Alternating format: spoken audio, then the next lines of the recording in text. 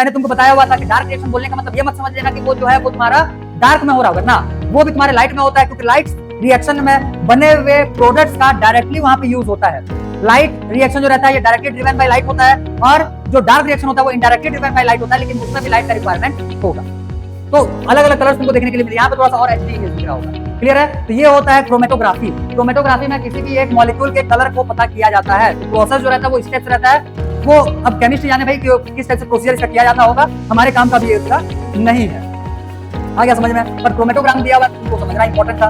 यहाँ से आ जाएंगे तुम्हारे अरेंजमेंट ऑफ क्लोरोप्लास्ट। सबसे पहले क्या किए, लाइट को इंसिडेंट करवाए, लाइट इंसिडेंट होने के बाद जो एंटीना पिगमेंट्स था उसमें इंसिडेंट होंगे, उनके इलेक्ट्रॉन्स को एक्साइट करेंगे। इलेक्ट्रॉन एक्साइट होने के बाद जब वो अपने ग्राउंड स्टेट में वापस आते हैं तो एनर्जी रिलीज करते हैं। यही एनर्जी फ्लो होते होते पहुंच जाएगा कहां पे, रिएक्शन सेंटर के पास। रिएक्शन सेंटर में प्रेजेंट है क्लोरोफिल ए। क्लोरोफिल ए से फिर फाइनली इलेक्ट्रॉन रिमूव होगा और वहां से जो इलेक्ट्रॉन निकल कर बाहर जाता है इसको हम लोग बोलते हैं एक्साइटेड इलेक्ट्रॉन।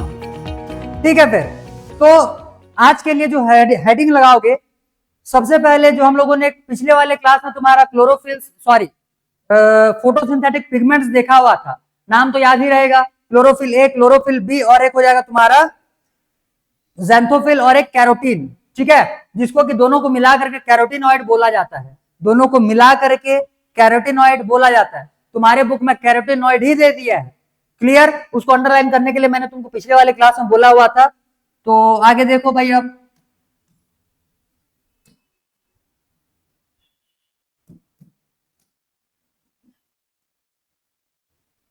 अच्छा पता है क्या, क्लोरोफिल जो रहता है ये तुम्हारा प्रेजेंट कहां पे होता है, लोकेशन ऑफ क्लोरोफिल। हेडिंग लगा लो, लोकेशन ऑफ क्लोरोफिल।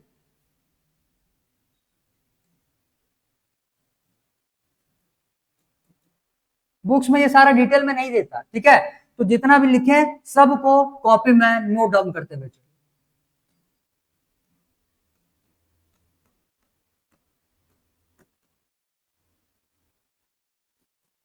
ठीक, बेसिकली हम लोग इस क्लोरोफिल ए का ही लोकेशन हम लोग देखेंगे भाई, उसी के आसपास में तुम्हारे बाकी भी रहने वाले रहेंगे।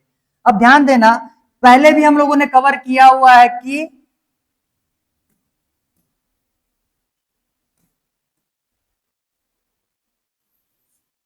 ये है क्लोरोप्लास्ट। क्लोरोप्लास्ट में भाई तुमको यहाँ पे देखने के लिए मिलेंगे थाइलेकॉइड्स, मतलब ग्रेना है ये, और इसमें जो एक एक तुम्हारे प्लेट लाइक स्ट्रक्चर दिख रहा है, ये सारे के सारे क्या हो जाएंगे, ग्रेना। Clear, grana. अब एक को बोलेंगे ग्रेनम, ग्रेना को उठा करके लाओ। क्लोरोप्लास्ट में डबल मेम्ब्रेनस स्ट्रक्चर होता है। ग्रेना, यहाँ पे जो थाइलेकॉइड रहेगा ये भी तुम्हारा डबल मेम्ब्रेनस स्ट्रक्चर होता है। इसके बारे में भी हम लोगों ने सेल चैप्टर में देखा हुआ था। अब जैसे यहाँ पे मैं मान करके चलो ये बनाया थाइलेकॉइड, ये बना लिया थाइलेकॉइड, क्लियर है, ये बना लिया थाइलेकॉइड। अब ध्यान देना, थाइलेकॉइड में ये तुम्हारा जो मेम्ब्रेन है ये तुम्हारा किसका बना हुआ रहेगा, ये भी प्लाज्मा मेम्ब्रेन ही है, ये भी तुम्हारा बना हुआ रहेगा फॉस्फोलिपिड का। किसका बना हुआ रहेगा, ये फॉस्फोलिपिड का। ठीक है, अब मैं यहाँ पे तुम्हारे लिए एक डायग्राम ड्रॉ कर देता हूं, ध्यान देना।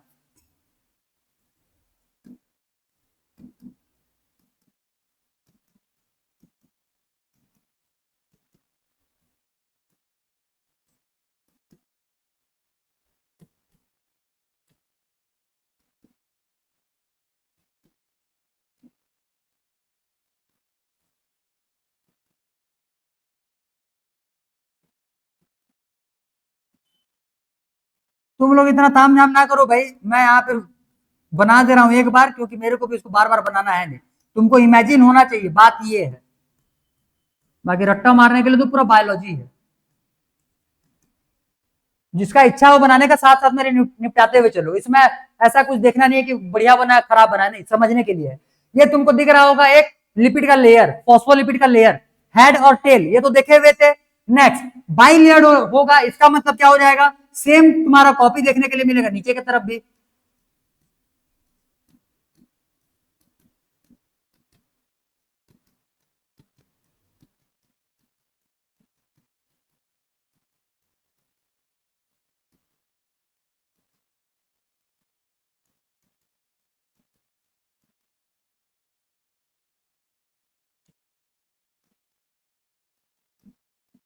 ये इस टाइप से ये पूरा तुम्हारा स्ट्रक्चर बन करके आया होगा। हाँ बढ़िया दिख रहा है भाई, जालीदार, बढ़िया, ठीक है। तो ये हो जाएगा तुम्हारा लेयर। ये जो मेम्ब्रेन बनाए हुए है ना, यही है वो मेम्ब्रेन। किसका मेम्ब्रेन होगा ये? थाइलेकॉइड का। डबल मेम्ब्रेनस स्ट्रक्चर होता है, तो यही तुम्हारा डबल मेम्ब्रेन बनाए हुए हैं फॉस्फोलिपिड मिल करके। टेल और हेड थोड़ा थोड़ा तो याद आ रहा होगा ना भाई। ये हेड पार्ट जो रहता है ये हाइड्रोफिलिक होता है, टेल पार्ट जो रहता है हाइड्रोफोबिक होता है।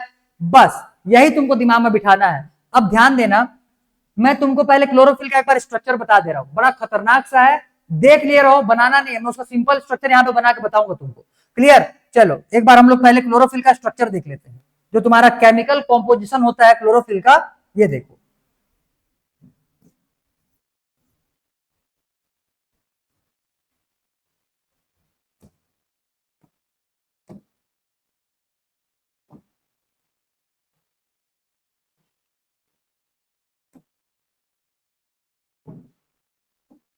देखो, अच्छा इसमें नाम लिख ही दिया है, ठीक है, चलो नाम भी लिख दिया है। ये होता है क्लोरोफिल का स्ट्रक्चर, दिख रहा होगा।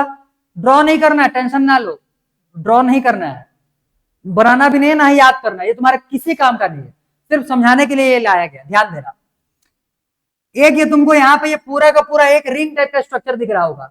क्लियर? इसको बोला जाता है टेट्रापायरोल रिंग, टेट्रापायरोल रिंग। क्लियर? और ये जो है, ये जो पार्ट दिख रहा है तुमको, ये पूरा गोले स्ट्रक्चर में, इसको बोलते हैं हम लोग, इसको हम लोग बोलते हैं पोरफायरिन हेड। पोरफायरिन हेड लिखा रहेगा, पोरफायरिन हेड। और ये तुम्हारा एक क्वाड्रिलेटरल शेप में दिखता है। क्लियर? क्लियर? तो इसी को हम लोग बोलते हैं पायरोल, टेट्रापायरोल रिंग। इसी को ऊपर के पार्ट को बोलेंगे टेट्रापायरोल रिंग। नीचे में ये टेल बना हुआ है, नीचे में टेल आ रहा होगा, ये दिख रहा होगा तुमको, ये जो टेल आ रहा है ये और आगे तक जाएगा। यहाँ पे देख लो लिखा हुआ है कार्बन 20H39, मतलब कि भाई 12 कार्बन का और चेन आगे तक बढ़ने वाला रहेगा। इसको हम लोग बोलते हैं फाइटोल टेल, इसको बोलते हैं phytol tail, phytol tail. Clear? Clear? तो तीन पार्ट्स तुमको इसमें याद रखना है। एक हो जाएगा पोरफायरिन हेड, फाइटोल टेल, और साथ साथ में आ जाएगा तुम्हारा जो क्वाड्रिलेटरल स्क्वायर शेप में जो बताए थे टेट्रापायरोल रिंग, टेट्रापायरोल रिंग। अब ये तो खतरनाक डायग्राम हो गया, इसका मैं तुमको सिंप्लीफाइड वर्जन बता रहा हूं, उसी को तुमको अपने नोट्स में चिपकाना है। चलो, क्लोरोफिल समझ में आ चुका रहेगा कैसे इसका स्ट्रक्चर है। एक हेड पार्ट है और इधर से एक टेल निकले हुए हैं। अब ध्यान देना,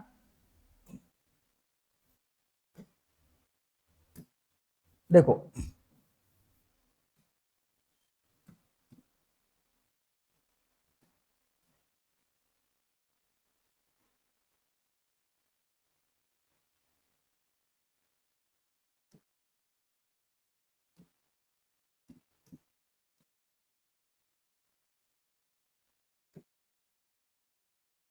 ये इस टाइप से तुमको सिंपल स्ट्रक्चर बनाना है। ये हो जाएगा तुम्हारा पोरफायरिन हेड, ये चार कॉर्नर टाइप में दिख रहा होगा, तो इसी को बोलते हैं टेट्रापायरोल रिंग। क्लियर? और ये हो जाएगा तुम्हारा इसका स्टॉक, स्टॉक। क्लियर? जो अभी देखे हुए थे उधर, इसका लेबलिंग कर लेते हैं भाई, नाम ही दिमाग से उतर जाएगा। ये हो जाएगा तुम्हारा पोरफायरिन हेड,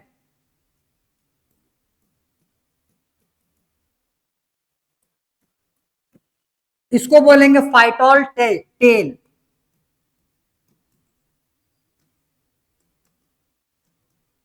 क्लियर? और ये जो चार कॉर्नर टाइप का स्ट्रक्चर दिख रहा है इसको बोलेंगे टेट्रा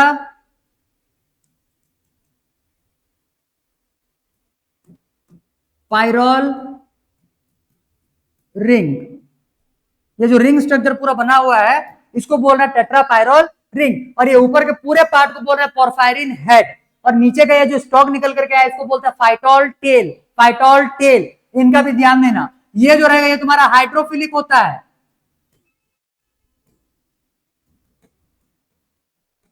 और ये जो रहेगा ये तुम्हारा टेल, टेल पार्ट हाइड्रोफोबिक होता है।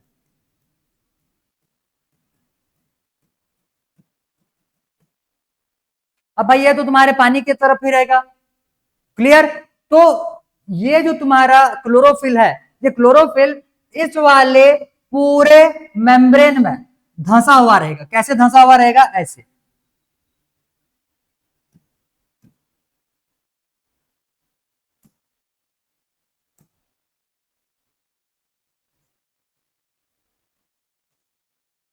दिख रहा है क्या? हाँ दिख रहा है, क्लियर विजिबल है बहुत।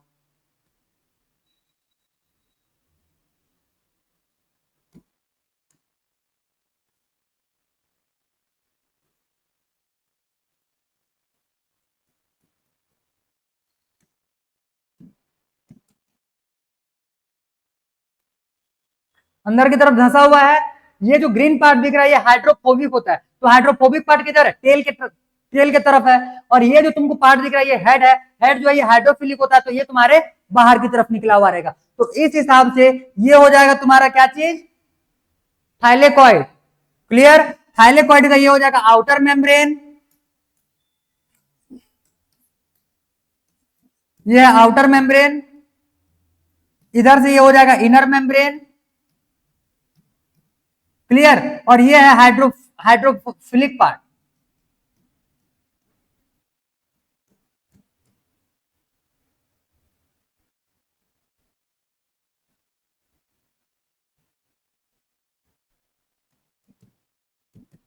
हाइड्रोफिलिक पोरफायरिन हेड, मैं सिर्फ हेड लिख रहा हूं यहाँ पे। क्लियर, और ये जो ग्रीन लिखा हुआ है ये हो जाएगा तुम्हारा hydrophobic tail. Clear, phytol tail, hydrophobic phytol tail. तो ये इस टाइप से अंदर में ऐसे धंसे हुए रहते हैं, कहां पे, थाइलेकॉइडल मेम्ब्रेन में। लोकेशन समझ में आ चुका रहेगा। हालांकि इतना डिटेल तुम्हारे एनसीईआरटी डील नहीं करता, बट यहाँ पे तुमको ध्यान में रखना है भाई, ये सारा चीजें इंपॉर्टेंट है, काम आएगा आगे में फिर। क्लियर, चलो इतने में से जो भी तुम्हारा डिटेल लिखना है लिख लो। ये हो जाएगा तुम्हारा स्ट्रक्चर ऑफ क्लोरोफिल। भाई उतना खतरनाक स्ट्रक्चर बनाते थोड़ी बैठोगे, कार्बन चेन वाले जो अभी दिखाए थे। क्लियर, इसी को बनाना है तुमको, ये एकदम सिंपल डायग्राम, सिंपल लिखो।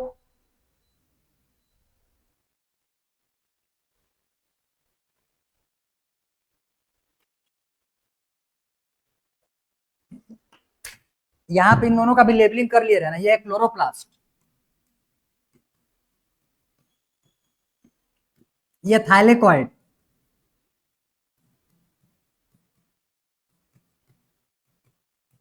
और थाइलेकॉइड का ये तुम्हारा है स्ट्रक्चर। ठीक है, मतलब डिटेल्ड डिटेल्ड वे में मेम्ब्रेन बना लिए, मेम्ब्रेन में फिर यहाँ पे धंसाए हुए हैं किसको, क्लोरोफिल को।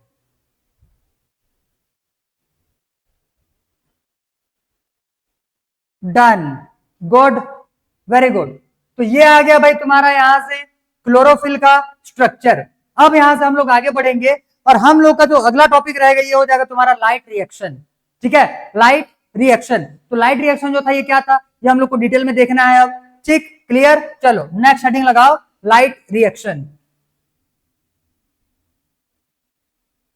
हाँ एक सेकंड भाई, हेडिंग लगाओ नेक्स्ट।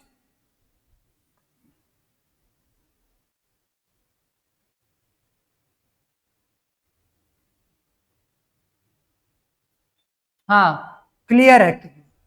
एक बार भाई जिनका जिनका वीडियो रुक जा रहा है वो एप्लीकेशन से पहले बाहर चले जाओ और वापस से एप्लीकेशन पे आओ, तो तुमको दिखेगा फिर।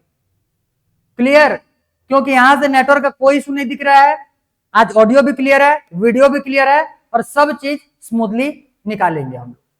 ठीक है, चलो तो इतना डिटेल होने के बाद नेक्स्ट हेडिंग लगाओ,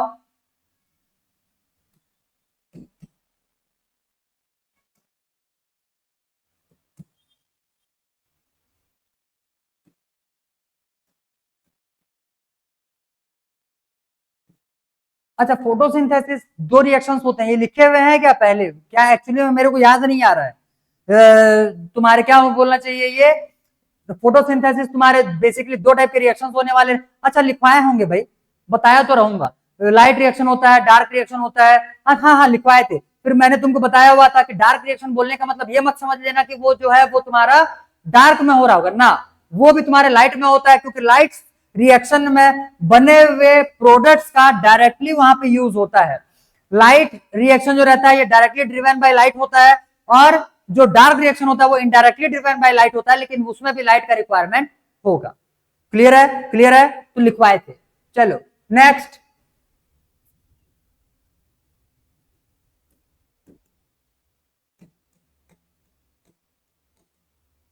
लाइट रिएक्शन। तो लाइट रिएक्शन में सबसे पहले इसमें ये देख लो भाई। अच्छा एक काम करते हैं, इसके और भी नाम होते हैं, तो लाइट रिएक्शन को हम लोग दूसरे कौन से नाम से जानते हैं, इसको बोलते हैं हम लोग फोटोकेमिकल फेज।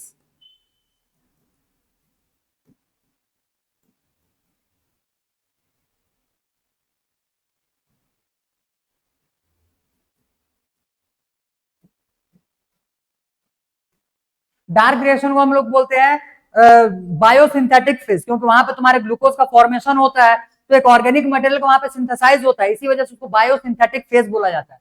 यहाँ पे हम लोग उसको फोटोकेमिकल फेज इसीलिए बोल रहे हैं क्योंकि लाइट एनर्जी का यूज करेंगे हम लोग किसी भी टाइप के केमिकल रिएक्शन को करवाने में, ठीक है, किसी भी टाइप के केमिकल रिएक्शन को करवाने के लिए लाइट का यूज किया जाता है, इसी वजह से इसका दूसरा नाम आ जाएगा यहाँ पे तुम्हारा फोटोकेमिकल फेज। क्लियर? हिल रिएक्शन अभी नाम ना लिखे रहो, 10th के सिलेबस के हिसाब से यहीं पे तुमको हिल रिएक्शन नाम लिखवा दिया जाता है, लेकिन यहाँ पे ना लिखो उसको, क्योंकि उसका स्पेसिफिक मैं तुमको जगह बताऊंगा जिसको कि हम लोग हिल रिएक्शन बोलते हैं, वहीं पे उसको हम लोग डिटेल में लिखेंगे। क्लियर है? ठीक है, तो पहले इसके लिए सिर्फ फोटोकेमिकल फेज ही लिख के रहो, इसी को बोल रहे हैं हम लोग लाइट रिएक्शन। तो सबसे पहले तुम्हारे बुक में पहले ही पैरा मतलब पहले ही लाइन से स्टार्ट किया हुआ है कि इसमें होता क्या क्या है। सबसे पहले काम में हो जाएगा यहाँ पे absorption of light,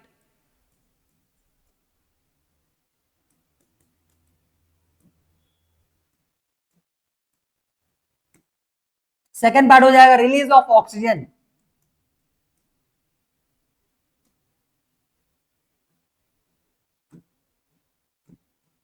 clear? Third part इसमें लिखेंगे formation of high energy chemical intermediates, clear? ATP और एनएडीपीएच, एटीपी और एनएडीपीएच। तो फॉर्मेशन में क्या क्या लिखना है? तीन चीजें, एक हो जाएगा हाई एनर्जी केमिकल इंटरमीडिएट्स,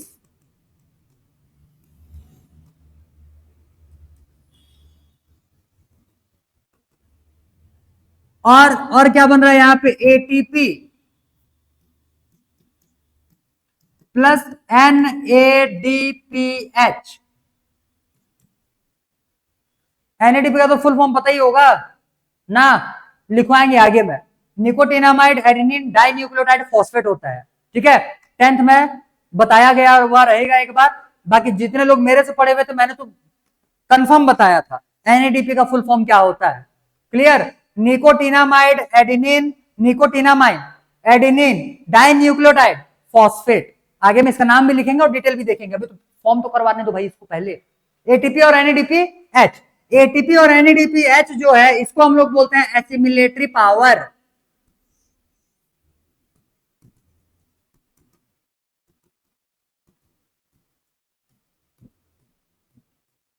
इनको क्या बोला जाता है? Assimilatory power. इनका सिंथेसाइज अभी देखेंगे, एक्चुअली में इनके सिंथेसाइज को प्रोसेस को हम लोग बोलते हैं फोटोफॉस्फोराइलेशन।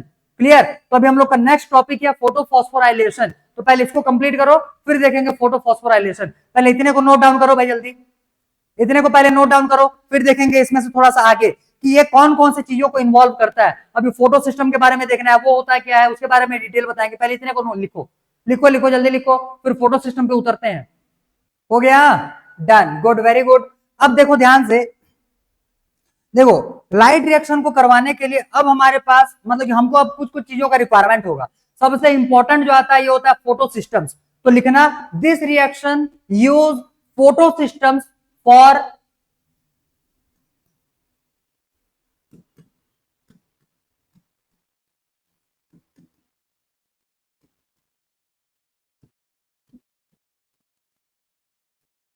ऐसे लिखो, दिस रिएक्शन ना लिखो, दिस फेज लिखो भाई,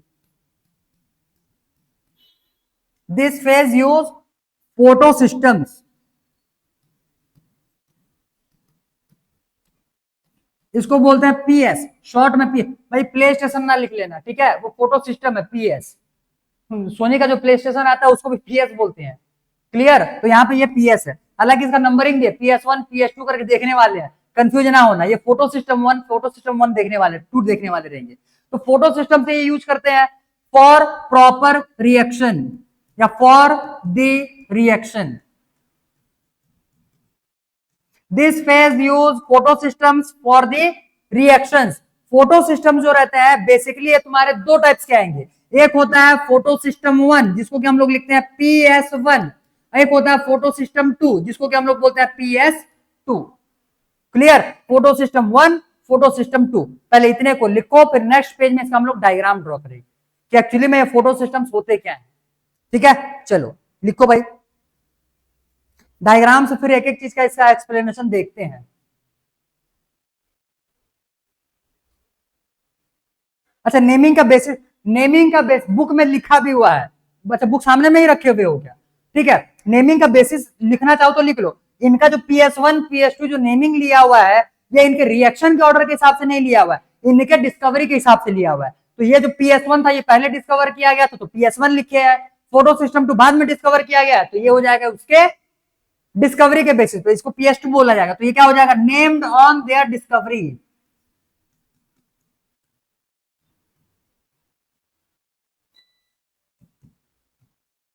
चलो भाई, मौसम ठीक है तो पावर कट है, कुछ नहीं कर सकते। मैं इस साल में संन्यास लेने वाला हूं पढ़ाई लिखाई से।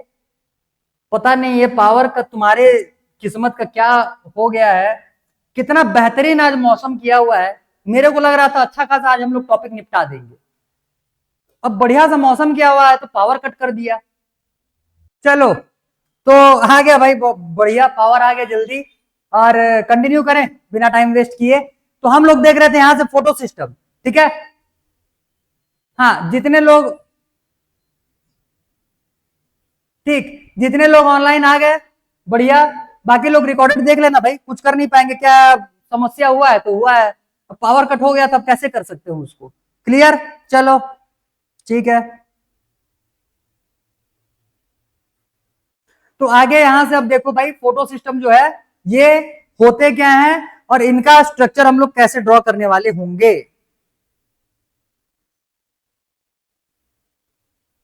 गुड, चलो। तो नेक्स्ट हेडिंग रहेगा हम लोग का फोटो सिस्टम।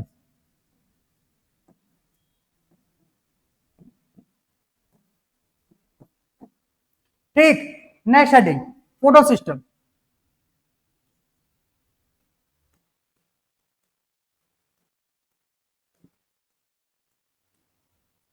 क्लियर? देखो, बेसिकली फोटो सिस्टम जो रहते हैं तुम्हारे दो टाइप्स के होते हैं। एक हो जाएगा तुम्हारा फोटो सिस्टम 1, दूसरा हो जाएगा फोटो सिस्टम 2। PS1 एक को बोला जाएगा, दूसरे को बोलेंगे हम लोग PS2। क्लियर? तो फोटो सिस्टम,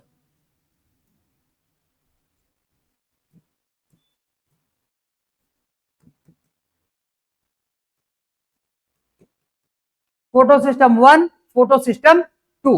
अब फोटो सिस्टम्स में होते क्या क्या है बोलोगे तो ये कंटेन्स, पहले नंबर पे आ जाएगा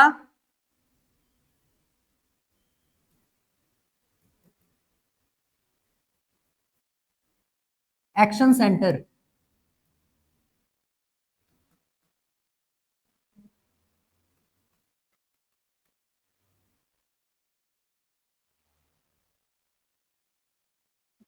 अच्छा, ऑडियो ऑडियो में कुछ किसी को प्रॉब्लम आ रहा है क्या?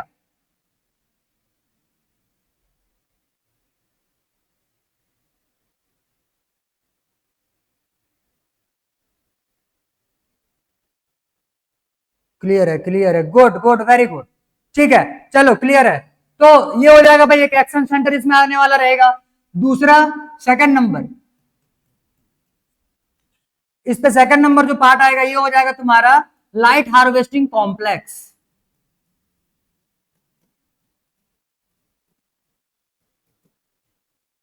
एक काम करो, इसको ना एक्शन सेंटर ना लिखो, रिएक्शन सेंटर लिखो। Reaction centre, light harvesting complex, light harvesting complex. तो यहां से आ जाएगा तुम्हारे दो पार्ट्स। अब आगे देखो, जैसे फोटो सिस्टम 1 और फोटो सिस्टम 2 की बात की है, यहां पे मैं पहले यहां पे ड्रॉ कर देता हूं फोटो सिस्टम 1। अब यहां पे ये हो जाएगा इसके दो पार्ट्स। ये जो पार्ट दिख रहा है, यहां पे आएंगे हमारे लाइट हार्वेस्टिंग कॉम्प्लेक्स, इसको बोलेंगे लाइट हार्वेस्टिंग कॉम्प्लेक्स। तो ये हो जाएगा लाइट हार्वेस्टिंग कॉम्प्लेक्स 1। क्लियर? यहां से आ जाएगा भाई लाइट हार्वेस्टिंग कॉम्प्लेक्स 2।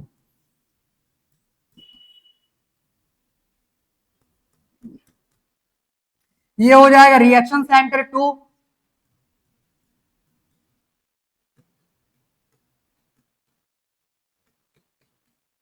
और ये आ जाएगा यहां से रिएक्शन सेंटर 1।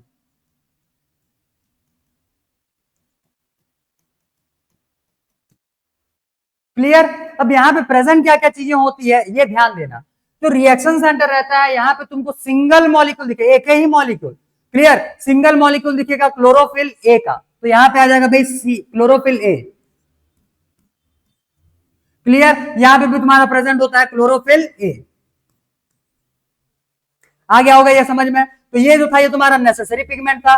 इसके बाद जो रहेंगे ये तुम्हारे एसेसरी पिगमेंट जो रहते हैं, इनको हम लोग लाइट हार्वेस्टिंग कॉम्प्लेक्स बोलते हैं, क्लियर, लाइट हार्वेस्टिंग कॉम्प्लेक्स बोलते हैं। तो यहां पे तुम्हारे आ जाएंगे बाकी जो एसेसरी पिगमेंट्स थे, तो एसेसरी पिगमेंट्स को यहां पे बना लेते हैं फिर।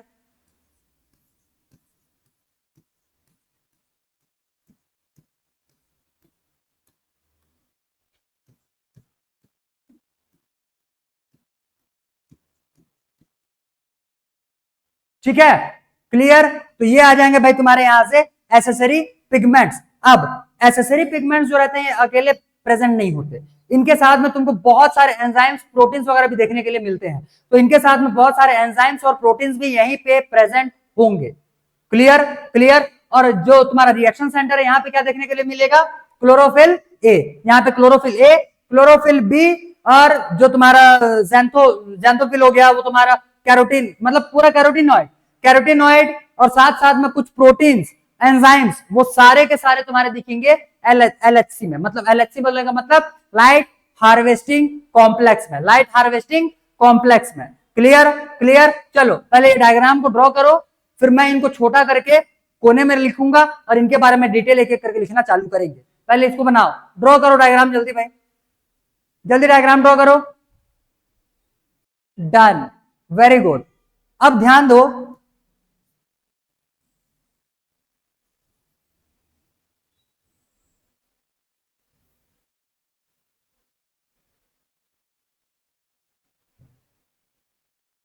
दिख रहा है क्या?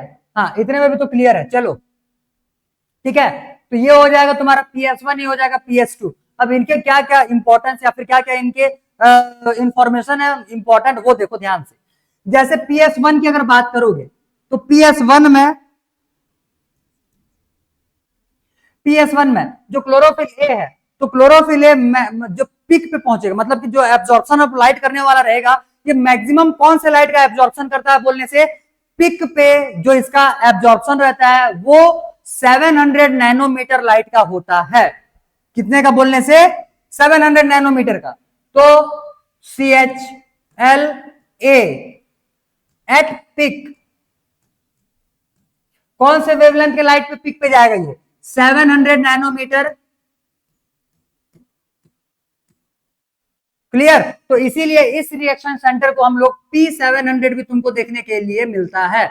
P का मतलब हो जाएगा पिगमेंट, ये 700 पिगमेंट, और 700 पिगमेंट जो है वो तुम्हारे क्लोरोफिल को दिखाएगा, 700 जो है वो उस वेवलेंथ के लाइट को दिखाएगा जो कि एब्जॉर्ब किया जा रहा है या जिसपे क्लोरोफिल ए पिक पे जा रहा है। आ गया होगा ये, क्लियर। नेक्स्ट, क्लोरोफिल ए जो है यहाँ पे PS2 में, इसका जो रहता है क्लोरोफिल ए एट पिक, ये कितने वेवलेंथ के लाइट पे पिक पे जाएगा बोलने से, ये P680, मतलब 680 नैनोमीटर का लाइट का अगर वेवलेंथ इसको दिया जाए तो इसका क्लोरोफिल ए जो है ये पिक पे पहुंच जाएगा, मतलब ये अपना मैक्सिमम लाइट को एब्जॉर्ब करने वाला होगा। आ गया ये समझ में, क्लियर। तो ये हो जाएंगे भाई इसके पिक वैल्यू और इसके पिक वैल्यू। पिक वैल्यू इसका कितना है? 680 नैनोमीटर, रट लो रट लो, क्लियर। और इसका पिक वैल्यू कितना हो जाएगा? 700 नैनोमीटर का, 700 नैनोमीटर का, क्लियर, ठीक है। तो ये पिक पे पहुंचेगा 680 नैनोमीटर पे, ये पिक पे पहुंचेगा 700 नैनोमीटर पे, ठीक है। आ गया होगा ये समझ में। चलो अब और क्या लिखेंगे भाई, इतना ही तो बताना था इसमें। हाँ एक चीज और, ये जो तुम्हारे लाइट हार्वेस्टिंग कॉम्प्लेक्सेस होते हैं या यहाँ पे जो तुम्हारे क्या आए हुए हैं, लिख लेना, पिगमेंट प्लस प्रोटीन्स। यहां पे तुम्हारे पिगमेंट्स और प्रोटीन्स दोनों प्रेजेंट होंगे, और ये जो पिगमेंट और प्रोटीन का यहाँ पे कॉम्बिनेशन आया हुआ है इसी को हम लोग बोलते हैं, या फिर खाली पिगमेंट को ही मान करके चलो भाई, यहाँ पे जो तुम्हारे एसेसरी पिगमेंट्स आए हुए हैं इन्हीं को बोलते हैं एंटीने या एंटीना पिगमेंट।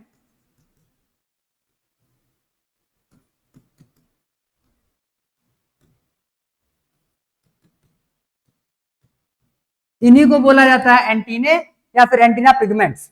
आ गया होगा ये समझ में, ठीक है। तो ये सारे डिटेल हो जाएंगे तुम्हारे फोटो सिस्टम 1 को लेकर, सॉरी फोटो सिस्टम्स को लेकर के। तो फोटो सिस्टम बेसिकली कितने टाइप के होते हैं? 2 टाइप के होते हैं। 2 टाइप्स में से इनमें तुम्हारे 2 पार्ट्स मिलेंगे। एक पार्ट जो है जिसको हम लोग बोल रहे हैं रिएक्शन सेंटर, जहां पे कि तुम्हारा main photosynthetic pigment chlorophyll A present होता है, और उसका भी सिर्फ और सिर्फ इकलौता मॉलिक्यूल, एक ही मॉलिक्यूल, ठीक है। Reaction centre, only 1 molecule of chlorophyll A is present.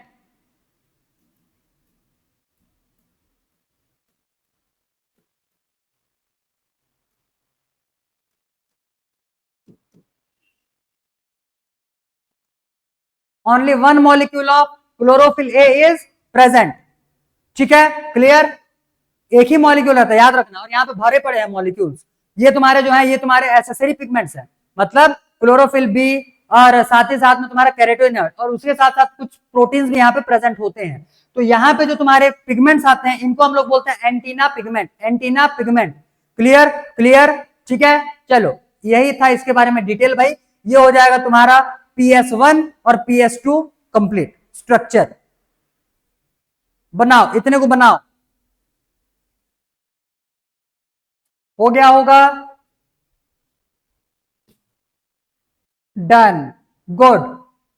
आगे देखो, अब यहां से हम लोग, अब भाई इसके थोड़ा सा फंक्शन देख लेते हैं कि एक्चुअली में काम कैसे करेंगे। तो तुम्हारे बुक में ही दिया हुआ है, मैं इसका अलग से और डायग्राम नहीं ड्रॉ कर रहा हूं, मैं इसको इमेज में तुमको बता दे रहा हूं कि यहाँ पे ये फंक्शन करते कैसे हैं। चाहो तो डायग्राम इसका अलग से अपने कॉपी में बना सकते हो।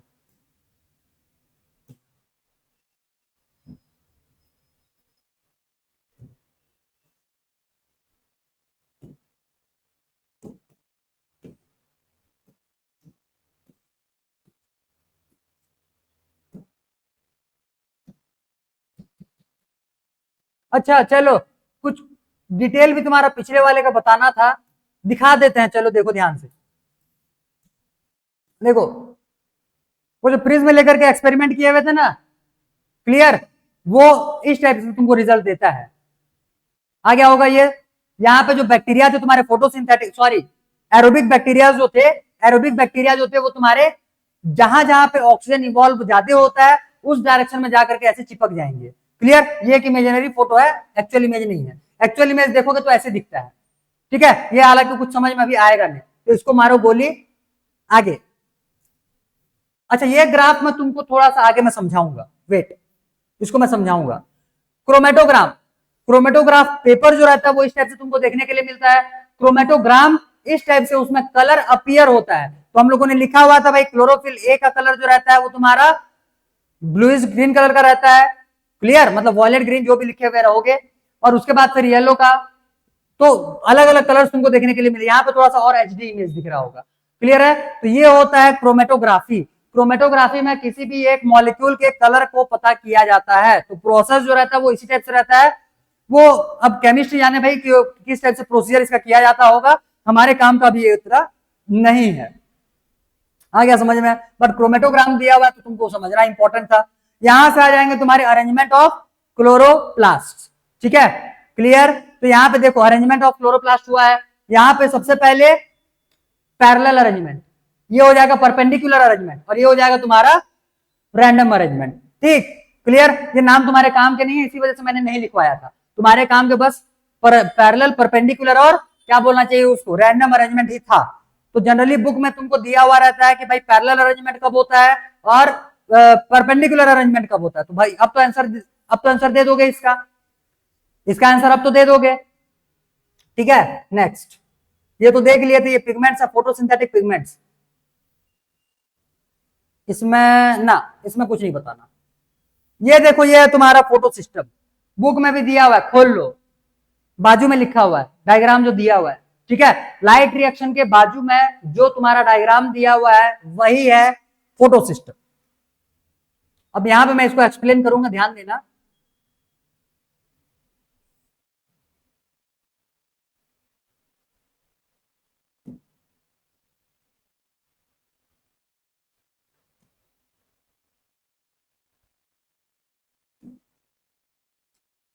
दिख रहा है क्या? वेट, थिकनेस थोड़ा बढ़ा दे।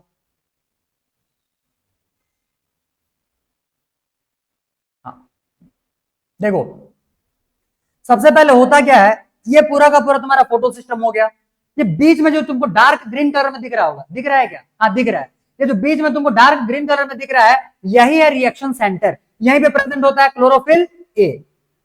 क्लियर क्लियर, यहाँ पे प्रेजेंट होगा क्लोरोफिल ए। और बाकी जो तुमको ग्रीन कलर के गोले गोले दिख रहे हैं, ये सारे के सारे तुम्हारे एंटीना पिगमेंट्स है। लिखा हुआ है एंटीना पिगमेंट्स मॉलिक्यूल, मतलब क्लोरोफिल भी, कैरोटिनॉइड्स और साथ में कुछ कुछ प्रोटीन्स भी हैं। पिगमेंट्स में बोलोगे तो सिर्फ वही आएंगे। ठीक है, क्लियर। आगे देखो होता क्या है, सनलाइट आएगा, ये आया भाई सनलाइट, ये गिरा पहले वाले पिगमेंट पे। पहले वाले पिगमेंट में, अब भाई पिगमेंट है तो वो एक मॉलिक्यूल ही है, और मॉलिक्यूल्स के पास क्या प्रेजेंट होंगे? इलेक्ट्रॉन्स। अब केमिस्ट्री का थोड़ा सा कॉन्सेप्ट यूज करेंगे। ये आ गया, यह है हम लोग का न्यूक्लियस। यहां पे ये मान लो इसका पहला ऑर्बिट, यहां पे मिल गया तुमको पहला इलेक्ट्रॉन। जैसे इस इलेक्ट्रॉन को एनर्जी मिलेगा, ये एक्साइट होकर के चला जाएगा बाहर। क्लियर, एक्साइट होकर के चला जाएगा ये बाहर, और एक्साइट होकर के ये बाहर गया हुआ है। जैसे ही ये बाहर जाएगा मतलब ये अपने एक्साइटेड स्टेट में चला गया। और हम लोगों ने देखा हुआ था भाई कि एक्साइटेड स्टेट से ये वापस से ग्राउंड स्टेट में आते हैं। तो जैसे ही ये वापस से अपने ग्राउंड स्टेट में आएगा, ये एनर्जी रिलीज करेगा। जैसे ही ये एनर्जी रिलीज करेगा, उस एनर्जी का यूज ये बाजू वाला कर लेगा। बाजू वाले से सेम प्रोसेस चलेगा, यहां से फिर इलेक्ट्रॉन एक्साइटेड स्टेट में चला जाएगा, और वो वापस से जब ग्राउंड स्टेट में आएगा तो वो भी एनर्जी रिलीज करेगा। क्लियर। और इस टाइप से एनर्जी का फ्लो चालू हो जाता है तुम्हारे बाकी पिगमेंट्स में। क्लियर। और यही एनर्जी फ्लो होते होते होते होते पहुंच जाएगा कहां पे? रिएक्शन सेंटर पे।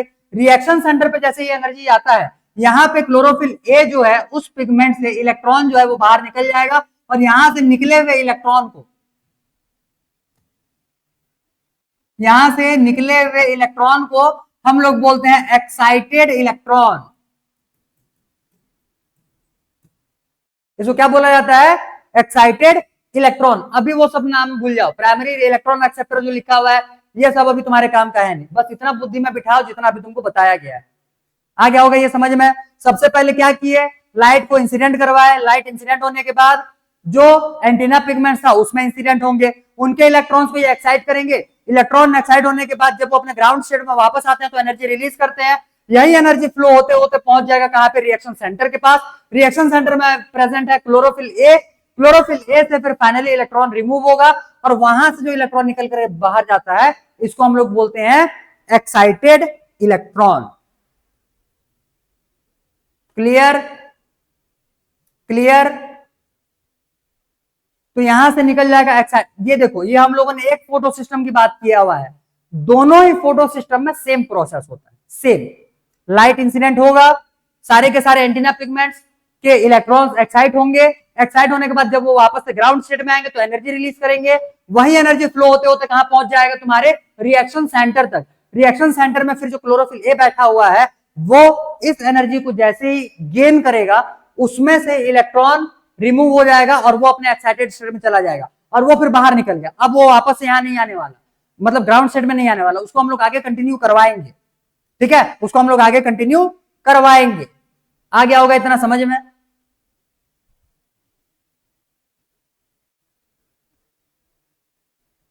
क्लियर। चलो, इतने में से जितना तुमको लिखने का है कॉपी में लिखना है कॉपी में लिख लो, जितना बुक में लिखने का है बुक में लिख लो। हालांकि इतनी इससे ज्यादा लिखने का लायक इसमें और कुछ है भी नहीं। सारा चीज तो मैंने पहले ही बता दिया उधर फोटो सिस्टम में।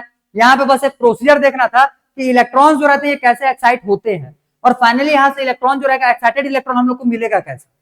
क्लियर। ठीक है, चलो।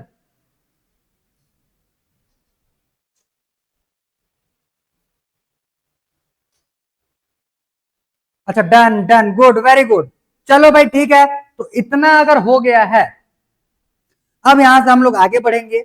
और इसके बाद तुम्हारे बुक में दिया हुआ है इलेक्ट्रॉन ट्रांसपोर्ट, लेकिन डायरेक्ट हम लोग इलेक्ट्रॉन ट्रांसपोर्ट स्टार्ट करेंगे तो तुम्हारे भेजे से आधा चीज गायब हो जाएगा। एक्चुअली में इलेक्ट्रॉन ट्रांसपोर्ट जो है ये तुम्हारे फोटो फॉस्फोराइलेशन का पार्ट है।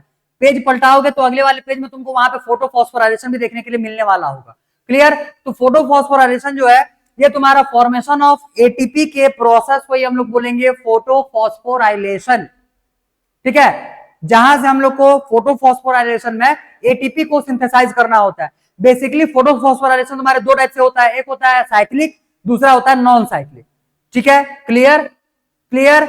चलो तो एक एक करके अब हम लोग लिखना चालू करेंगे। पहले फोटो फॉस्फोराइलेशन को लिखो, उसके बाद हम लोग एक एक करके टॉपिक यहां से उतारेंगे। क्लियर। इलेक्ट्रॉन ट्रांसपोर्ट सिस्टम जो है ये आज नहीं हो पाएगा, ये हम लोग कल ही देखेंगे, क्योंकि बहुत सिक्वेंशियल प्रोसेस है, बीच में छोड़ नहीं पाएंगे। और बहुत सारे कैरियर का नाम तुम्हारे एनसीईआरटी में नहीं दिया हुआ है, उसको मेरे को तुमको यहीं पे याद करवाना है और साथ साथ लिखवाना है। तो इसके लिए photo sorry electron transport system जो रहेगा ये हम लोग कवर करेंगे कल, लेकिन वहां तक पहुंचने के लिए जितने एलिमेंट्स का रिक्वायरमेंट है वो आज खत्म कर लो। चलो भाई ठीक है। नेक्स्ट हेडिंग लगा लो फोटो फॉस्फोराइलेशन।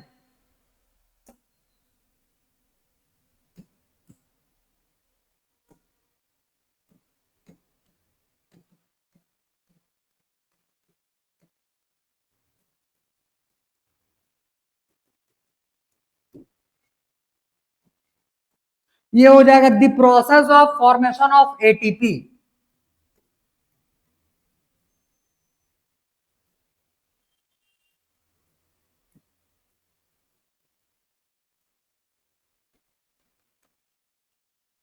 एटीपी, लेकिन एटीपी जब हम लोग फॉर्म करते हैं बीच में तुम्हारा इंटरमीडिएट के फॉर्म में बोलो या फिर एटीपी सिंथेसाइज होने से पहले ही एनएडीपी का सिंथेसाइज हो जाता है। और एनएडीपीएच जो बनने वाला रहेगा इसके लिए हम लोग देखेंगे तुम्हारा ईटीएस।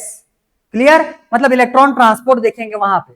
तो भाई यहां पे पहले हम लोग को कवर करना है इलेक्ट्रॉन ट्रांसपोर्ट तक पहुंचने से पहले कि जो फोटो फॉस्फोराइलेशन है तुम्हारे बेसिकली दो टाइप से देखने के लिए मिलेंगे। The process of formation of ATP, इसको बोल रहा है फोटो फॉस्फोराइलेशन। टू टाइप्स, कौन कौन से हो जाएंगे? एक हो जाएगा साइक्लिक, पहले नॉन साइक्लिक लिखो क्योंकि पढ़ेंगे हम लोग नॉन साइक्लिक के बारे में पहले।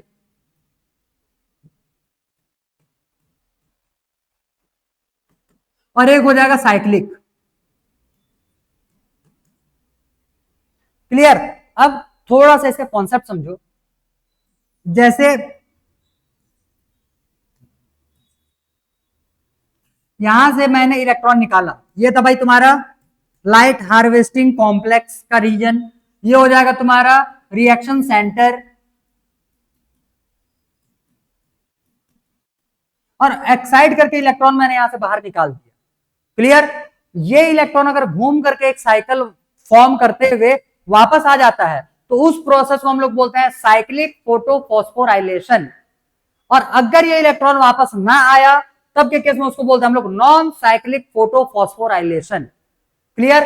इसमें एक चीज और चिपका लेना, the process of formation of ATP by using light.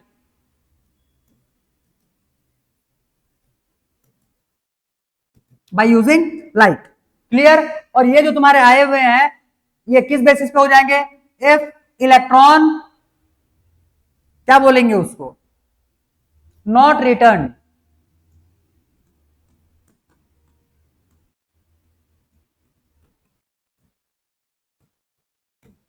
Clear. और साइक्लिक में हो जाए क्या जाएगा? जब इलेक्ट्रॉन रिटर्न हो जाए भाई, व्हेन इलेक्ट्रॉन रिटर्न,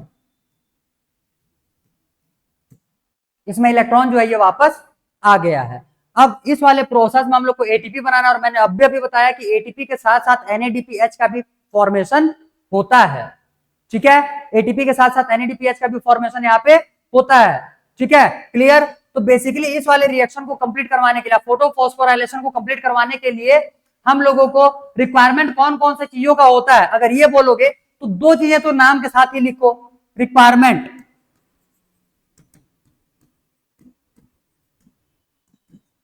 एटीपी अगर बनाना है तो एटीपी को सिंथेसाइज करवाना है।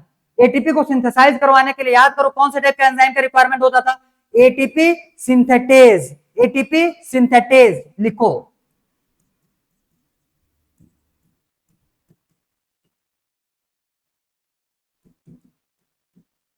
सेकंड जो यहाँ पे हम लोग को एंजाइम का रिक्वायरमेंट होगा, क्योंकि हम लोग यहाँ पे एनएडीपी बना रहे हैं, एनएडीपीएच बना रहे हैं, तो एनएडीपी को रिड्यूस किया जा रहा है। भाई किसी भी सब्सटेंस में हाइड्रोजन को जोड़ने के प्रोसेस को रिडक्शन बोलते हैं। तो यहाँ पे हम लोगों का एक और एंजाइम यूज होगा जिसको हम लोग बोलेंगे एनएडीपी रिडक्टेज।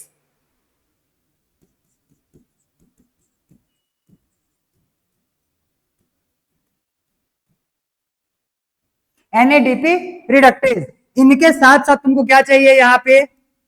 PS1 और साथ साथ PS2, PS1 और PS2। ठीक, क्लियर। पहले हम लोग नॉन साइक्लिक देखेंगे। नॉन साइक्लिक में ये सब रिक्वायरमेंट है। ठीक है, requirement for non cyclic.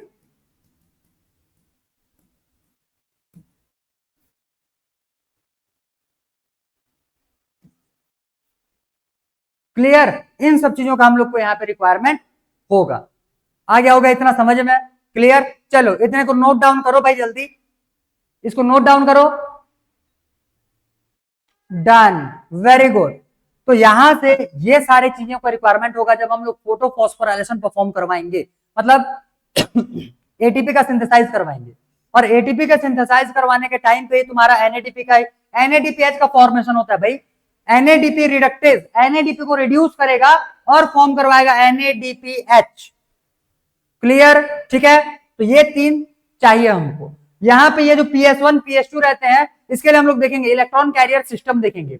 Electron carrier system के थ्रू ये दोनों एक दूसरे से जुड़े हुए रहते हैं। अब इसको समझना है अगर तुमको प्रॉपरली, तो कल के क्लास तक का वेट करो, क्योंकि आज मैं इसको स्टार्ट नहीं करने वाला।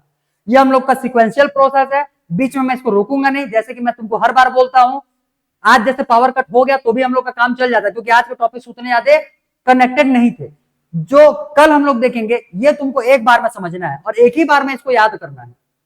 क्लियर, ठीक है। क्योंकि इसका यूज फिर हम लोग रेस्पिरेशन में भी करने वाले रहेंगे, हल्का फुल्का। इसका अपोजिट प्रोसेस ना होता है भाई। ठीक है, चलो तो आज के लिए इतना ही रखते हैं, और बाकी जो क्लास रहेगा इसको हम लोग कंटिन्यू करेंगे अब कल। कल मैं तुमको बताऊंगा PS1 PS2 को लेकर के कैसे फोटो फॉस्फोराइलेशन करवाया जाता है।